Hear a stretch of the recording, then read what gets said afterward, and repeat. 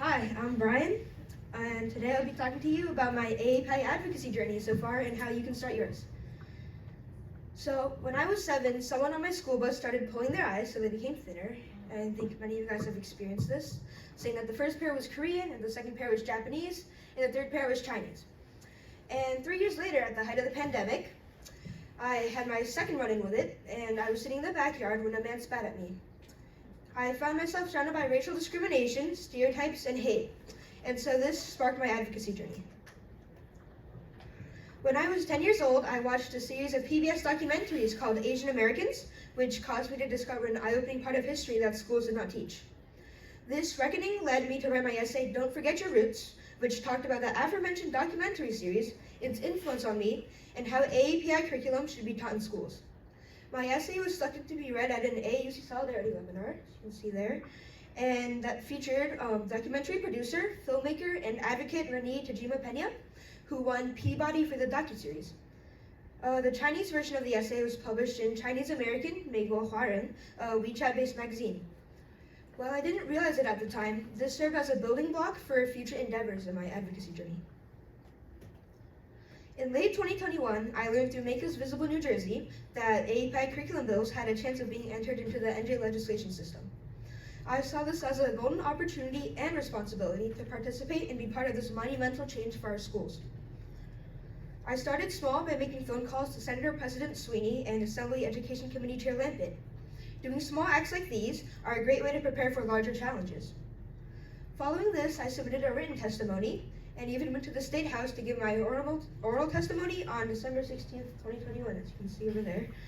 I sat in front of the Senate Education Committee with Seema Kumar, an Indian American high school teacher, and Sadaf Jaffer, newly elected NJ Assembly member, the first Muslim woman to serve as a mayor in the US. I could feel the Education Committee stare at me as I turned my mic on, and my nerves fried themselves. Yet, I realized that I was testifying for the inclusion of our history and curriculum, and shrinking down into a shadow was the opposite of that. I raised my chest and gave my testimony. The committee unanimously voted yes on NJ Bill S3764 after the testimony. On December 27th, I was interviewed by NJ Spotlight News along with other Make Us Visible New Jersey members to further spread the word about the AAPI curriculum bill to give it one last final push. On January 18th, 2022, I received the good news that Governor Murphy passed all 4 Assembly and Senate bills. Because of everyone's efforts, we had achieved our goal. After the passing of the bill, I was interviewed by NYPix11. This was a great opportunity to raise awareness in a neighboring state and spark AAPI advocacy there. While the bill's passings had made the headlines, many still did not know much about it. The more voices we had, the more the state would have to pay attention. To continue spreading the word, I published an op-ed in the community newspaper about my experience testifying and why this cause was important.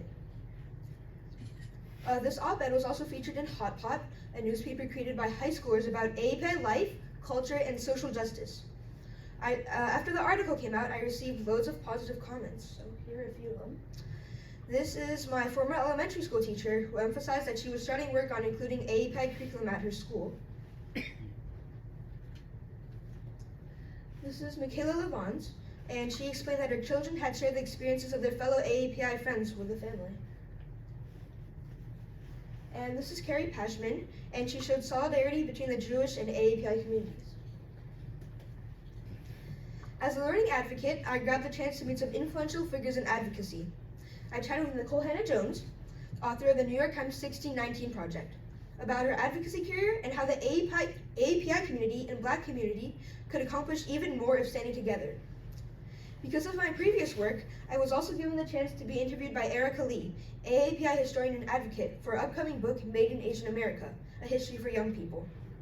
After my interview, I realized a similar pattern between both of these prominent figures. Both Nicole Hannah-Jones and Erica Lee started building up a foundation in advocacy from a young age. If you want to get involved with AAPI advocacy, here are a few things you can start with. Youth voices hold the most strength, so publishing articles, hosting events is vastly important. Another important way is to raise awareness at school. After all, the goal of passing these AAPI curriculum bills this year was to have them implemented. Inspiring other youth voices and talking to teachers about how the AAPI curriculum can be taught in their respective subjects is critical. Lastly, we need solidarity. We minorities need to work together for a greater cause and fight in conjunction.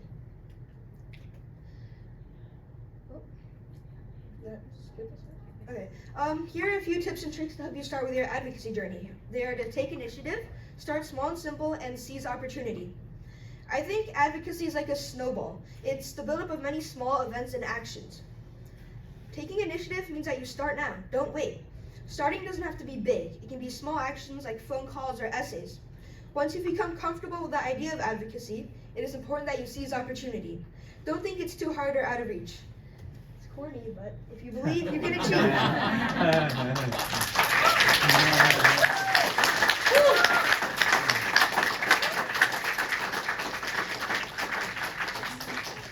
I hope my talk was able to create a positive impact on you. There are many young AAPI advocates already, and I hope you'll become one too.